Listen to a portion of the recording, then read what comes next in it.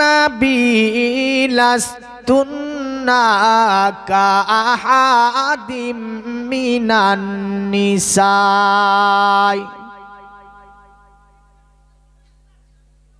قال الله تعالى في كلامه المجيد والفرقان الحميد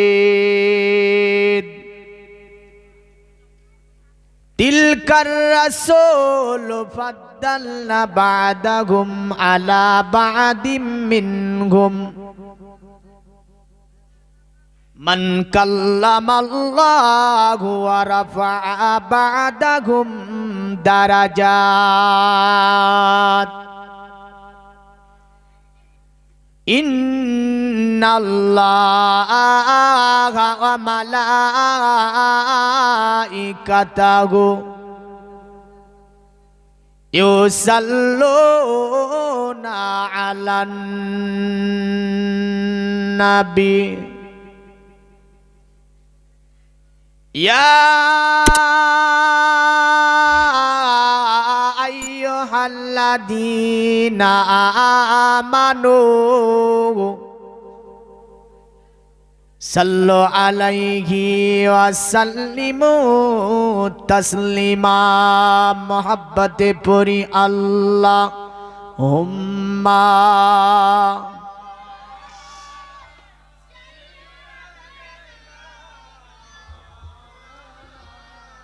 وعلى آله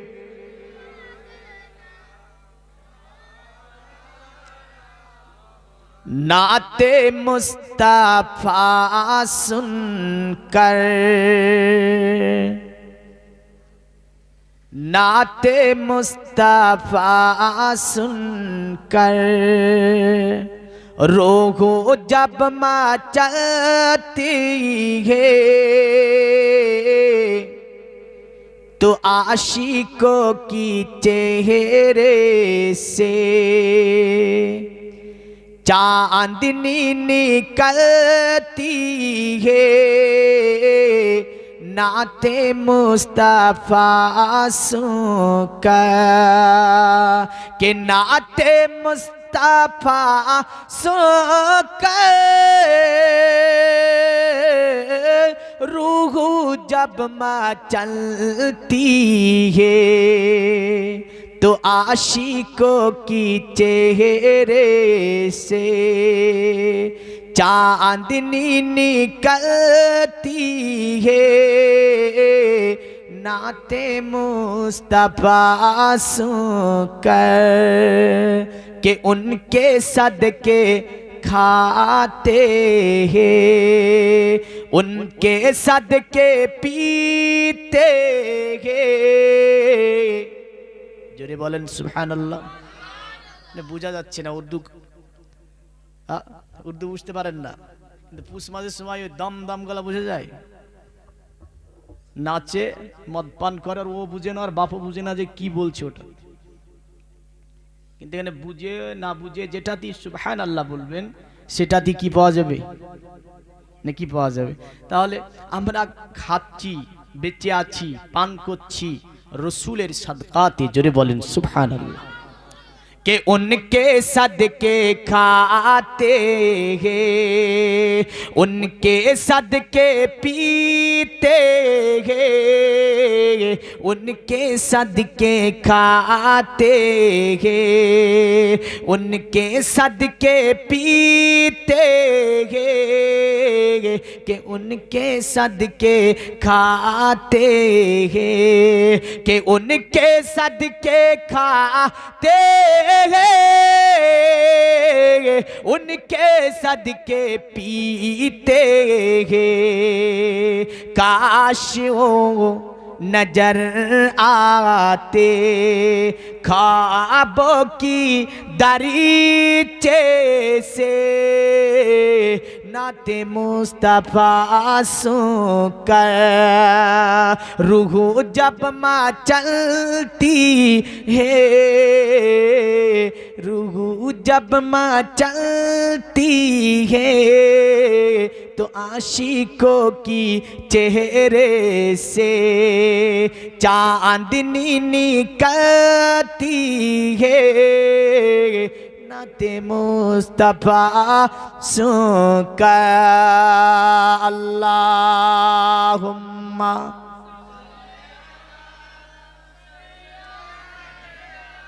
मौलाना मुहम्मद अला आली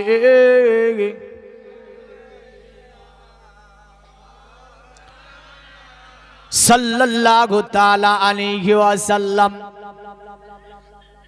আলহামদুলিল্লাহ, যাবতীয় তারিফ প্রশংসা গুণগান গুণকীর্তনা আরাধনা অর্চনা উপাসনা সে মহান আল্লাহর জন্য। যে আল্লাহ পাক আমাদেরকে দীর্ঘক্ষণ ধরে এই দুয়ার মাহফিলে একত্রিত বসার তৌফিক এনায়েত করেছেন। তিনি এই সময়টায় আমাদেরকে কোনো চায়ের দোকানে, রাস্তাঘাটে, বিছানায়, হসপিটালের বেডে আস্তালা বাস্তালা তালতালা না রেখেছেন একটা রিয়াজুল জান্নাতের বাগানের মধ্যে। সে আল্লাহ পাকের অশেষ শুকরিয়া, সকলে বলি আলহামদুলিল্লাহ। অতঃপর শেষ নবী, দয়ার নবী, নূরের নবী, হায়াতুন নবী, জিন্দা নবী, নবী আরবি, হাশমি, কুরাইশি, মা আমিনার লাল, মরুর দুলাল, আকায়ে নামদার, মাদানিয়ে তাজদার, মাক্কি সরকার, সৈয়দে আবরার ও আখিয়ার জনাবে মোহাম্মদুর রসুল্লাহ, সকলে পড়ি সাল্লাল্লাহু তাআলা আলাইহি ওয়াসাল্লামের ওপরে লাখো কোটি দরুদ ও সালাম অর্পিত বর্ষিত হোক, সকলে বলি আল্লাহুম্মা আমিন। আজকের এই দুয়ার মাহফিল উদযাপিত হয়েছে গোলাম রসুলের, মৌলানা গোলাম রসুলের পিতা দুনিয়ার জমিন থেকে চলে গিয়েছে। বাৎসরিক একটি দোয়ার মাহফিল এ বাড়িতে হয়ে থাকে, এ ব্যাপারে আমরা অবগত। এর আগেই আমি এসেছি এখানে। তো যাই হোক, এই যে ওপরে সামিয়ানাটা টাঙিয়েছে দেখছেন না, এটা কিসের জন্য টাঙিয়েছে গো? কথোপকথন হবে, যদি কথা বলেন তো ওয়াজ করবো, নাহলে করবো না, নিহর পড়বে। মানে এখানে মানুষ কটা এসে বসবে। দ্বিতীয়, পিছনে দেখেন একটা সুন্দর কাপড় লটকানো আছে, এটাতে অনেক কালার এবং সুন্দর করে একটা সৌন্দর্য বাড়ানো হয়েছে। সম্মুখে একটা চৌকি রাখা হয়েছে, চৌকিটাতে চাদর বিছানো, এখানে চট বিছানো আছে, শ্রোতা বসবে। দ্বিতীয় বাসের একটা ব্র্যাকেট করে দেওয়া হয়েছে, ওইগুলো রাস্তা আছে। এখন এই জায়গাটায় 200 মানুষ ধরবে। আমি একটা এক্সাম্পল দিচ্ছি, মনে রাখবেন, এটা একটা এক্সাম্পল দিচ্ছি আপনাকে। এখানে ধরেন 200 মানুষ আসবে। এখন যদি এখানে 1000 মানুষ হয়ে যায়, তাহলে রাস্তাটা কিন্তু আর পড়ে থাকবে না, না থাকবে? কারণ 1000 যদি মানুষ হয়ে যায় তো বসতে তো হবে। এদিকে ওদিকে যা আছে ব্যারিকেড ম্যারিকেড সব খুলে দেওয়ার পরে যে যেখানে ইচ্ছা বসুক, বসার পরে শোনো। যদি 1000 হয়, তাহলে এটা লটকিয়েছে শ্রোতার জন্য, এটা বক্তার জন্য, হ্যাঁ না? যে শ্রোতা শুনবে, এখানে বসে বক্তা বক্তৃতা রাখবে। তাই এই একটা প্যান্ডেল, একটা সুন্দর জায়গা তৈরি করেছে। আমার আল্লাহ বলছে, লাউলাকা মা খালাকতুল আফলাক, এ নবী, আপনার যদি শুভগমন না হতো আমি আল্লাহ আসমানকে সামিয়ানা করতাম না। জোরে বলেন। তো নবীর জন্য যে সামিয়ানাটা আল্লাহ বিছাচ্ছেন, এটা তো আপনাদের জন্য, আমাদের জন্য। এটা গোলাম রসুলের ভাইয়ের বাড়ি থেকে এটা বিছিয়েছে। আর আসমানকে যিনি সামিয়ানা করছেন, আমার আল্লাহ বলছেন, নবী, আপনার শুভগমন না হলে আসমানকে আমি সামিয়ানা করতাম না, জমিনকে আমি বিছাতাম না, চন্দ্র সূর্য গ্রহ তারা দিয়ে আমি আসমানকে সজ্জিত করতাম না, পৃথিবীকে বিভিন্ন তৃণলতা, গাছপালা, ফুল, নদ নদী, নালা, বিভিন্ন কীট পতঙ্গ ইত্যাদি দিয়ে আমি দুনিয়াকে কি করতাম না, সমন্বিত করতাম না। একটাই কারণে করেছি, ওটা হচ্ছে একমাত্র আপনার কারণে। জোরে বলেন, কার কারণে? মুহাম্মদ সাল্লাল্লাহু আলাইহি ওয়াসাল্লামের কারণে। পৃথিবীতে যত জাতি আছে, যত গোত্র আছে, যত প্রভাবশালী গোত্র আছে, আজ সমস্ত গোত্রগুলোকে একদিকে করে দেন, আর আমার নবীর গোত্রকে একদিকে করেন, তা আমার নবীর গোত্রের কাছে পৃথিবীর সব গোত্রগুলি পরাজিত হবে। জোরে বলেন, হবে না? হবে না? হয়ে যাবে। পৃথিবীতে যত নবী এসেছে সব নবীকে একদিকে করে দেন, আমার নবীকে বিপরীত দিকে করে দেন, তো আমার নবী সম্মানের দিক দিয়ে বেশি হবে। শুধু তাই নয়, আজ এই পৃথিবীর জামিনে অনেক মানবের আগমন ঘটেছে, অনেক নারী পুরুষের আগমন ঘটেছে, কারণ দিক তো দুটি হয়। কটা হয়? প্রতিটা দিকে দুটি হয়, জালসাতেও দিক দুটি হয়। এমন করে আমরা পৃথিবীতেও জানতে পারি যে এক ইমানদার এক বেঈমান, দুটি না? রাত্রি এবং দিন, জমিন এবং আসমান, সাদা এবং কালো, পুরুষ এবং নারী, এমন করে জান্নাত এবং জাহান্নাম, দিক তো দুটি। এ বলে আবার ভেবেন না মৌলভী সাহেব বিদ্যাসাগর তো দিকের কথা বলেছে। কটা? হ্যাঁ, চারটি না আটটা? হ্যাঁ, চারটি। চারে বেদ বলেছে, মানে চারটি ধর্মগ্রন্থের কথা বলেছে, আর 10 দিক বলেছে তিনি, মানে 10টা দিক। উভয় উভয় কোন কেউ 3 ধরেছে। তো যাই হোক, আমি ওই দিক বলিনি, আমি দিকের কথা বলেছি যে আমরা ইমানদার আর বেঈমান প্রতিটা বিপরীত থাকে, দেখবেন জান্নাতি আর জাহান্নামী, এমন করে দিক কিন্তু দুটি হয়। আমি আসি পৃথিবীতে পুরুষ এবং নারী দুটিকে আল্লাহ পাক পাঠিয়েছেন জোড়া জোড়া করে। জোরে বলেন সুবহানাল্লাহ। আল্লাহ বলছে ওয়াখালাকনাকুম আজওয়াজা, আমি আল্লাহ তোমাদেরকে জোড়া জোড়া করে তৈরি করেছি, পুরুষ তৈরি করেছি, আমি আল্লাহ নারীও তৈরি করেছি। এখন বর্তমান সোশ্যাল মিডিয়ার যুগ, যুবক জেনারেশন যারা আছে তাদের দৃষ্টি আকর্ষণ করব। এই সোশ্যাল মিডিয়া এসে আমার ঘরে বাপ বেটার মধ্যে মিল নাই না? আছে। বাপ বেটার মধ্যে মিল নাই, কারণ একই বাড়িতে দেখা যাচ্ছে বাপ এক করছে আর বেটা আর এক করছে। মানে সোশ্যাল মিডিয়া এসে বাপের হুজুর হচ্ছে ইমাম সাহেব, আর ছেলের হুজুর হচ্ছে হাওয়া হুজুর। কি হুজুর? হাওয়া হুজুর বুঝেন? মানে হাওয়াতে যাতায়াত করে হুজুর, মোবাইলের মধ্যে আসে না, নেট খুললে আসবে, আবার নেট বন্ধ করলে চলে যাবে।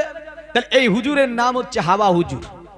তাহলে বোঝা যাচ্ছে ছেলে যাকে মানে ও হচ্ছে হাওয়া হুজুর, আর বাপ যাকে মানে উনি মসজিদের একজন ইমাম। দুজনের মেল নাই, দাদুতে নাতিতে মেল নাই, ইমামে মুক্তাদিতে মেল নাই। আজ সব কিছু চেঞ্জ হয়ে গেছে। মানে বর্তমান আমরা ধর্মটাকে, যে ধর্মের বিষয়গুলোকে যদি দেখতে যাই, তাহলে এগুলোকে আমরা অনেক অংশে ফ্যাশনে পরিণত করেছি। কিসে পরিণত করেছি? ফ্যাশন। বর্তমান ফ্যাশন চলছে। যাই হোক, এই বিষয়ে কিছুই কথা আলোচনা করব। তবে আজকে আমাদেরকে দেখেছে মাগফিরাতের দোয়া করার জন্য। কিসের জন্য? মাগফিরাতের দোয়া করার জন্য। রাসূল সাল্লাল্লাহু আলাইহি সাল্লামের একজন কন্যা ফাতেমাতুজ জোহরা রাদিয়াল্লাহু তাআলা আনহা আমার রাসূলকে বলছি, ইয়া রাসূলুল্লাহ, একটা কথা আপনাকে জিজ্ঞাসা করি আমি। আমার নবী বলল, ফাতেমা বলো, কি কথা জিজ্ঞাসা করবে? কারণ ফাতেমার চলা ফিরা বলা নবী যা স্টাইলে চলতো, নবীর কন্যা ফাতেমা ওই স্টাইলে চলতেন, নবীকে পুরোভাবে অনুসরণ করেছিল নবীর কন্যা হযরতে ফাতেমাতুজ জোহরা রাদিয়াল্লাহু তাআলা আনহা। জোরে বলেন সুবহানাল্লাহ। যার কারণে রাসূল বলেছে, ফাতেমাতু সাইয়্যিদাতুন নিসাই আহলিল জান্নাহ, জান্নাতে সমস্ত মহিলাদের সরদারনি হচ্ছে আমার বেটি ফাতেমা, কারণ সকল নারী। তিনি বলেছিলেন, ইয়া আবি, অতএব আমার পিতা, আইনা মারিয়াম, মারিয়ামের অবস্থাটা কি হবে?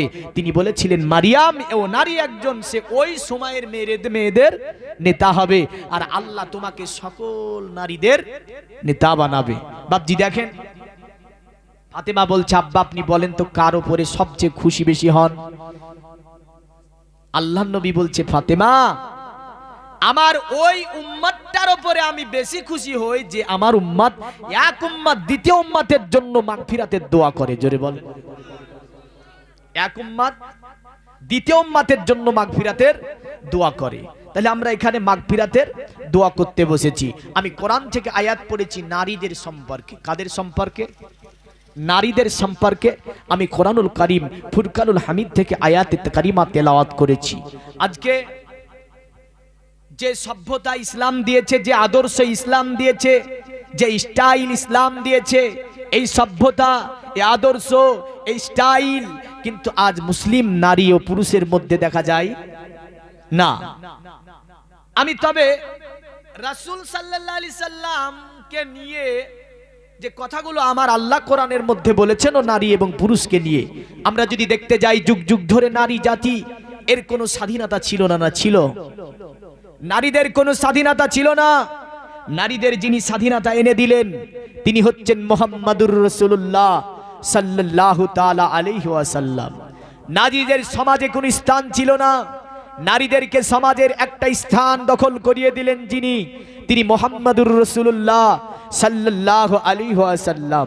নারীদের শিক্ষা স্থানে কোনো আপনার জায়গা ছিল না, এটা যিনি স্থান করিয়ে দিলেন তিনি মুহাম্মাদুর রাসূলুল্লাহ সাল্লাল্লাহু আলাইহি ওয়াসাল্লাম। নারীদেরকে ঊর্ধ্ব জায়গাতে ঊর্ধ্বগামী করলো যিনি, তিনি মুহাম্মাদুর রাসূলুল্লাহ সাল্লাল্লাহু আলাইহি ওয়াসাল্লাম। যুগ যুগ ধরে আমরা বেদ, পুরাণ, ভবিষ্যৎ পুরাণ, মহাভারত ইত্যাদি জায়গায় দেখতে পাই যে তারা বলল যদি পুরুষ দুনিয়ার জমিনে মারা যায় নারীকেও মারা যেতে হবে। ইসলাম বলছে না, পুরুষ মারা গেছে বলে নারী মারা যেতে হবে। এটা কখনো মেনে নিতে পারা যায় না। সনাতন ধর্মের নীতি ছিল যদি নারী মারা যায় ওই চিতাতে, আর যদি পুরুষ মারা যায় ওই চিতাতে নারীকে জ্বালানো হবে। বেঁচে থাকার কোনো অধিকার ওই নারীটার নাই। মুহাম্মদ বললেন কি বলছো তোমরা, যদি পুরুষ মারা যায় নারী কেন মারা যাবে? বলে না, ওই নারীটা 4 মাস ধরে বাড়িতে থাকবে, দ্বিতীয় বিবাহ করতে পারবে। আমার নবী বলছে শোনো, নারীর যদিও যেমন পুরুষ যদি স্ত্রী মারা যায় স্ত্রী দ্বিতীয় বিবাহ করতে পারবে, নারীর যদি স্বামী মারা যায় ওই নারীও দ্বিতীয় বিবাহ করতে পারবে। জোরে বলেন সুবহানাল্লাহ। বেদ বলল, পণ্ডিতগণ বলল, আজকে বেদে যেহেতু এই নীতি, এই রীতি যে নারীকেও জ্বালাতে হবে, কিন্তু ইসলাম ধর্মের নেতা যিনি, ইসলাম ধর্মের গুরু যিনি, সমগ্র পৃথিবীর কে যিনি পরিচালক করিয়েছেন, যিনি মানবকে সমাজবদ্ধ জীব হিসাবে স্থান করিয়ে দিয়েছেন, তিনি বলছেন নারীকে এইভাবে চিতাতে জ্বালানো যাবে না। তিনি বলছেন নারী দ্বিতীয় বিবাহ করতে পারবে। তাই বিশ্বে আজকে অনুসরণ করলো হিন্দু বলেন, খ্রিস্টান বলেন, নাসারা বলেন, জৈন বলেন, দলিত বলেন, আদিবাসী বলেন, আজ পৃথিবীতে সব জাতি যাকে অনুসরণ করেছে তিনি মুহাম্মাদুর রাসূলুল্লাহ সাল্লাল্লাহু আলাইহি ওয়াসাল্লাম। নতুবা পৃথিবীতে বেঁচে থাকা সম্ভব নয়। আমি আসি এই নারীদের সম্মান সম্পর্কে কোরআনুল কারীমে বলেছে। তবে যে আয়াত আমি পড়েছি আল্লাহ বলছে ইয়া নিসাআন নবী লাস্তুন্না কাআহাদিম মিনান নিসা। আমার আল্লাহ বলছে শোনো নবীর স্ত্রীদ্বয়, যাদের সঙ্গে যাদের বিবাহ আমার নবী পাকের সঙ্গে হয়ে গিয়েছে তারা হচ্ছে নবী পাকের স্ত্রী। আমার আল্লাহ বলছে নবীর সঙ্গে যাদের বিবাহ হয়ে গিয়েছে তারা হচ্ছে নবীর স্ত্রী। ওই মেয়েরা পৃথিবীর অন্য মেয়েদের মতো নয়। জোরে বলেন সুবহানাল্লাহ।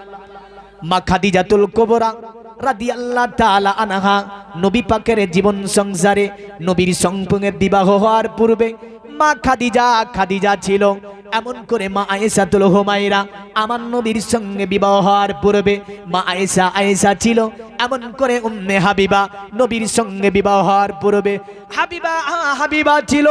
যখনই আমার নবীর জীবন সংসারে তারা এসে গেল, নবীর বিবাহ বন্ধনে এসে গেল, আমার আল্লাহ বলছে পৃথিবীর নারীরা খবরদার তোমরা খাদিজাকে আমার মতো বলো না, খবরদার তোমরা আয়েশাকে আমার মতো বলো না, খবরদার তোমরা উম্মে হাবিবাকে আমার মতো বলো না, খবরদার তোমরা সাফিয়াকে আমার মতো বলো না।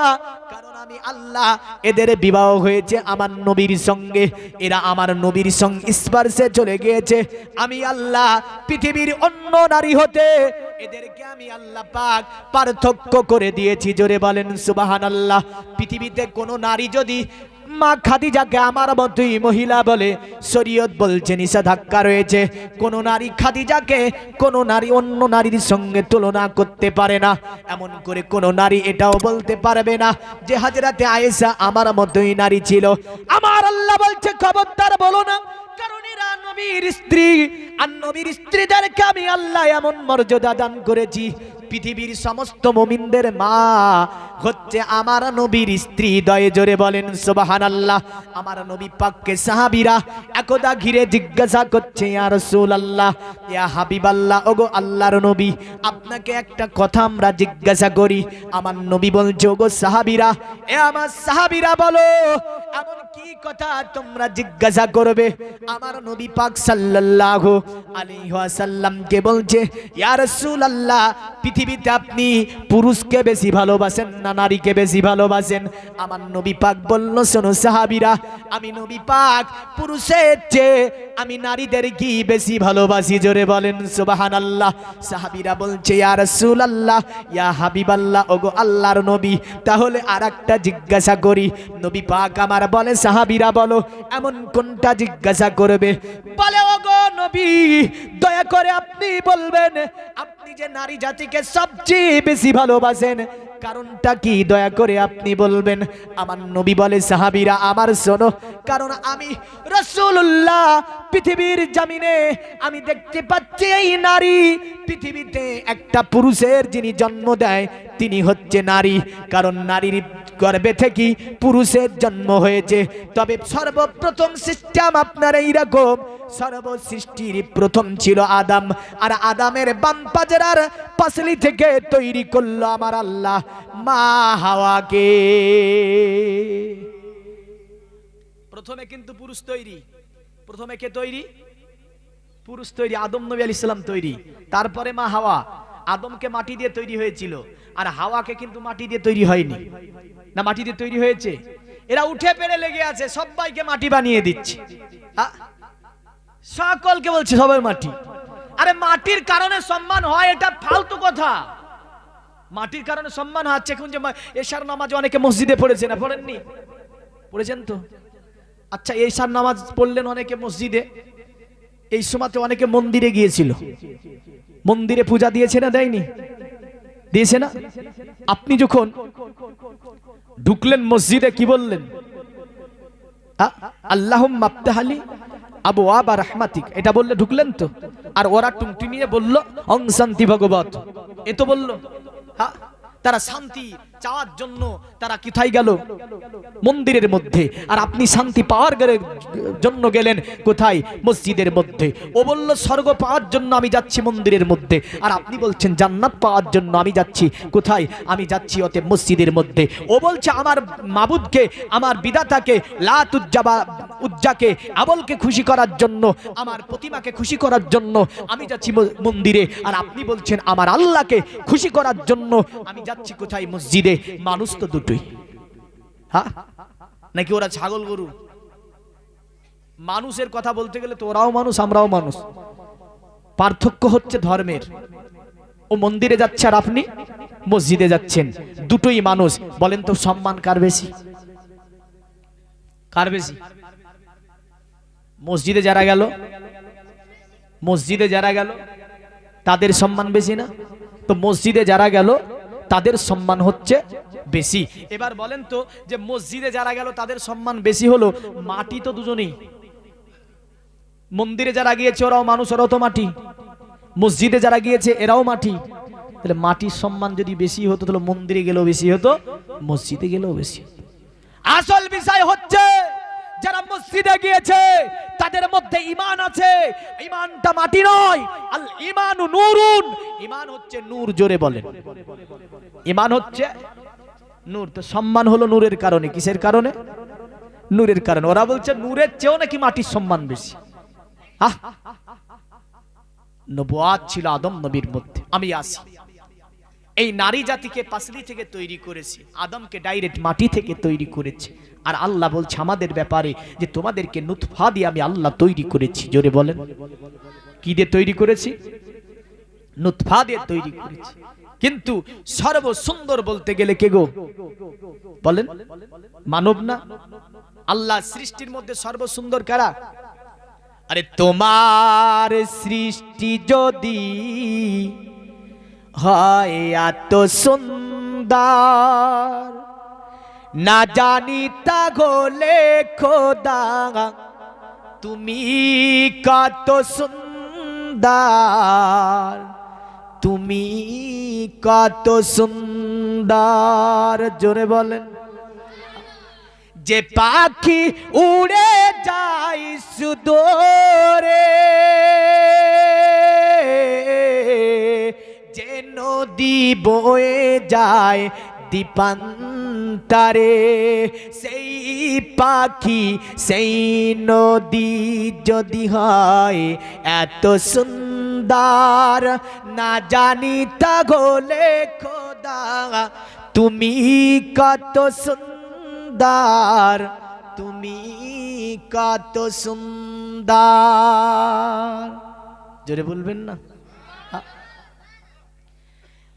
যে তারা আলো ছড়াই আকাশে,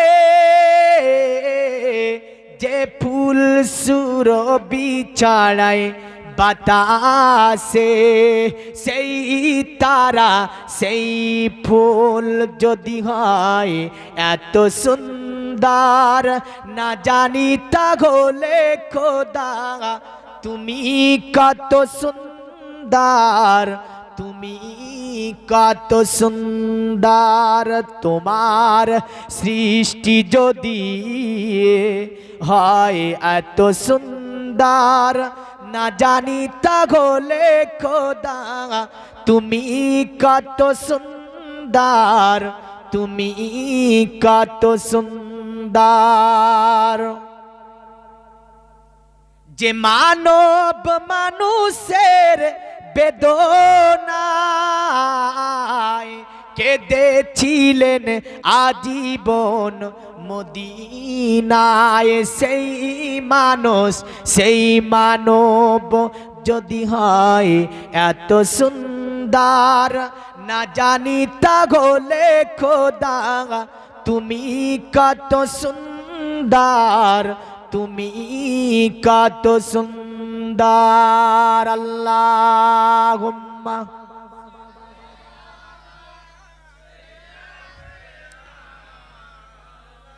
ওয়া আলা আলিহি।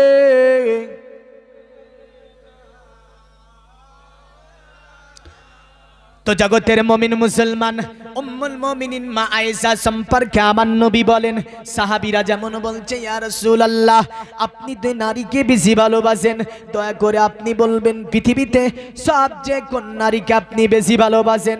আমার নবী বলে, সাহাবীরা এমন একটি প্রশ্ন তোমরা আমাকে করলে, অতএব আমি নারীদের মধ্যে সবচেয়ে কাকে বেশি ভালোবাসি? নবী পাক আমার বলে, শোনো আমার সাহাবীরা, আমি রাসূলুল্লাহ নারীদের মধ্যে সবচেয়ে যাকে বেশি ভালোবাসি তার নাম হচ্ছে আয়েশা। জোরে বলেন সুবহানাল্লাহ। নবীকে বলে ইয়া রাসূলুল্লাহ, ইয়া হাবিবাল্লাহ, ওগো আল্লাহর নবী, তাহলে পুরুষের মধ্যে কাকে সবচেয়ে বেশি ভালোবাসেন? আমার নবী বলে, সাহাবীরা শোনো, আমি রাসূল